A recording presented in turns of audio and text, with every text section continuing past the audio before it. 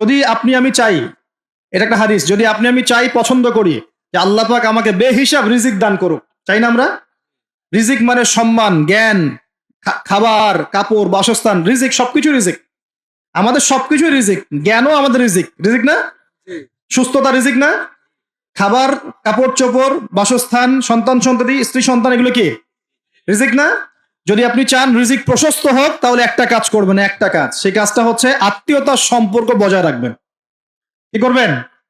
আত্মীয়তার সম্পর্ক বজায় রাখবেন। আত্মীয়তার সম্পর্ক বজায় রাখার জন্য কিছু মৌসুম আসে, যেমন রমজান মাস একটা মৌসুম।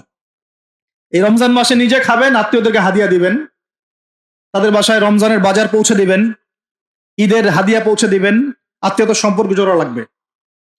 কোন কোন ক্ষেত্রে মাহফিলে দান করার চাইতে নিকট আত্মীয় পরিবারের পিছনে খরচ করলে বেশি নেকি হয়।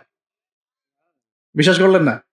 মনে করতে পারে এটা তো আল্লাহর রাস্তায় ব্যয়, এর চেয়ে কি বড় ব্যয় হতে পারে? হ্যাঁ, হতে পারে। সবচেয়ে উত্তম ব্যয় হচ্ছে আপনার পরিবারের পিছনে ব্যয়। হালাল টাকা থেকে, হালাল উপার্জন থেকে যে ব্যয়টা আপনি পরিবারের পিছনে করেন, এটা সর্বশ্রেষ্ঠ ব্যয়। আর আত্মীয়দেরকে দান খয়রাত করলে বা তাদেরকে হাদিয়া দিলে দুইটা বেনিফিট। একটা হলো দানের তো নেকি পাবেনই আপনি, আবার আত্মীয়তার সম্পর্ক রক্ষার নেকি পাবেন।